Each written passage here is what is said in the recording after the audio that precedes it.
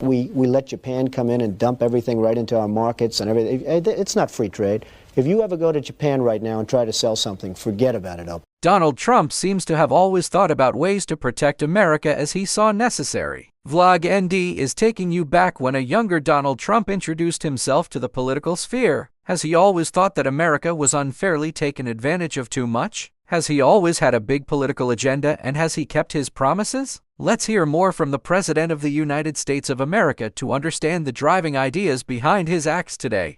In a few moments, I will sign a historic executive order instituting reciprocal tariffs on countries throughout the world. Reciprocal, that means they do it to us and we do it to them. Very simple. Can't get any simpler than that. Now back to 1989, when younger Donald Trump explained to Oprah how he saw other developed countries took advantage of America.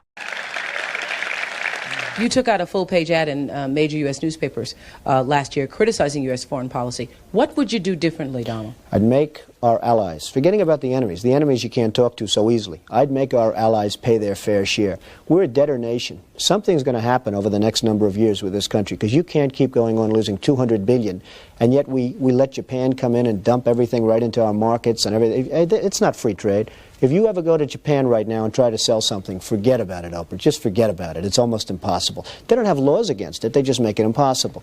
They come over here, they sell their cars, their VCRs, they knock the hell out of our companies. And, hey, I have tremendous respect for the Japanese people. I mean, you can respect somebody that's beating the hell out of you, but they are beating the hell out of this country. Kuwait, they live like kings. The poorest person in Kuwait, they live like kings. And yet they're not paying. We make it possible for them to sell their oil. Why aren't they paying us 25% of what they're making? It's a joke. This sounds like political, presidential talk to me, and I know people have talked to you about whether or not you want to run. Would you ever? Probably not. Probably not, folks. Do you think at that time Trump didn't know he was going to run for president someday? But wait, America was losing billions a year protecting rich countries and not getting anything back for that protection. Is that the whole story? Here's Donald Trump giving the answer to Larry King of CNN in 1987. Well, it was very easy. I was tired, and I think a lot of people are tired of watching other countries ripping off the United States. This is a great country. They laugh at us. Behind our backs, they laugh at us because of our own stupidity. And the leaders, I mean, what we have a Persian Gulf situation. You saw what happened today. Billions and billions of dollars are being spent on getting oil for Japan, and they're not paying anything for it. Essentially, they're paying nothing for it.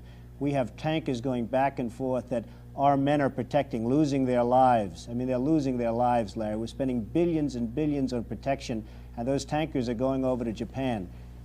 It's just preposterous. I watched the Kuwaiti oil minister the other day laughing as he was explaining how much money they intend to make with the Bridgeton, which has been a total disaster, the Bridgeton.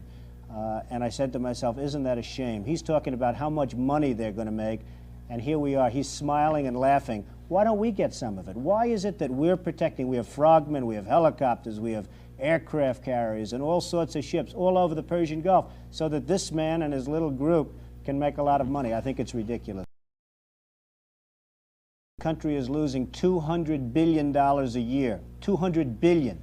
This country cannot continue to lose $200 billion. Japan is one of the wealthiest machines ever created. Saudi Arabia, and it's not, hey, let me tell you, I'm a big beneficiary of Japan. They buy my apartments in spades. They're fine people, but they must be, they're laughing to themselves as to what's happening over here. We're not kidding ourselves. I watch it again, and it's a very important point.